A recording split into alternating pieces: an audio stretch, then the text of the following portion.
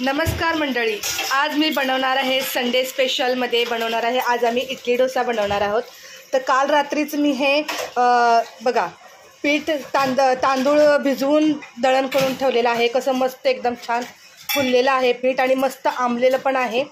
तर याची तर तयारी झालीच आहे आणि त्याच्यासोबत मी बनवलेली आहे बघा। आता इथं मी चटणी बनवून ठेवलेली आहे आणि इथे सांबार बनवून ठेवलेला आहे।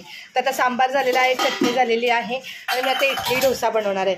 पण डोसासोबत खाण्यासाठी मी बनवणार आहे मस्त असं बटाट्याची भाजी। ती बटाट्याची भाजी मी कशी बनवणार आहे याची रेसिपी पूर्ण बघा। व्हिडिओ आवडला तर नक्की लाईक करा, शेअर करा।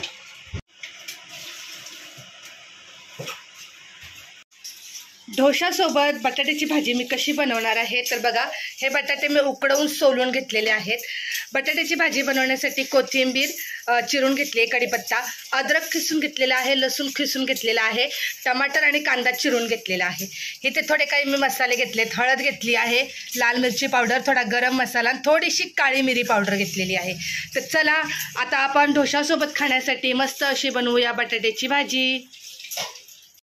बटाटा इथे स्मॅश करून घेतलेला आहे, खूप छान मस्त। कढई गरम करायला ठेवलेली आहे, इथे चहा बनतो आहे, इथे इडली तयार झालेली आहे बघा।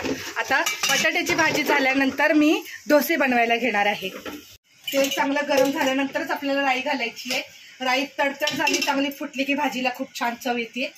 चहा तेल छान कडक झालेलं आहे, त्याच्यामध्ये मी घालते आता राई। राई चांगली तडतडली पाहिजे बघा।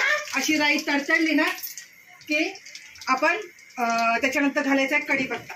फुटली पाहिजे राई त्याच्यामध्ये, म्हणजे भाजी खूप छान लागते। अशी बटाट्याची भाजी तुम्ही डोशासोबत खाऊन बघा, तुम्हाला खूप आवडेल। आता राई चांगली तडतडली की आपण याच्यात घालायचा आहे कढीपत्ता। कढीपत्ता पण छान तडतडला, गॅस कमी करायचा। आता याच्यामध्ये घालायचं आहे आपण खिसलेला लसूण, अद्रक। खिसून घातली की चव खूप भारी लागते। तुम्हाला चिरून टाकायचं असेल तर तुम्ही चिरून सुद्धा घालू शकता।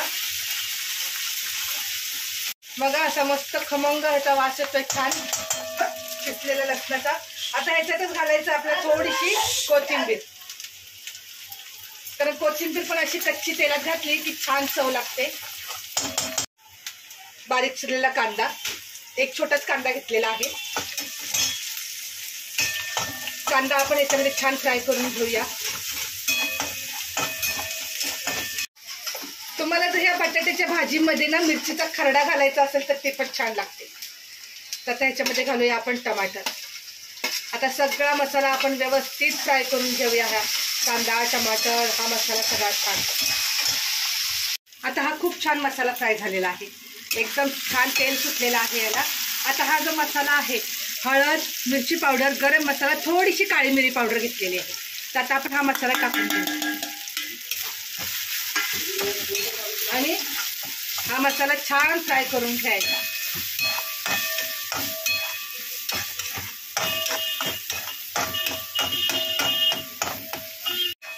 बघा खूप छान मसाला फ्राय झालेला आहे, खमंग असा वास पण येतो त्याचा।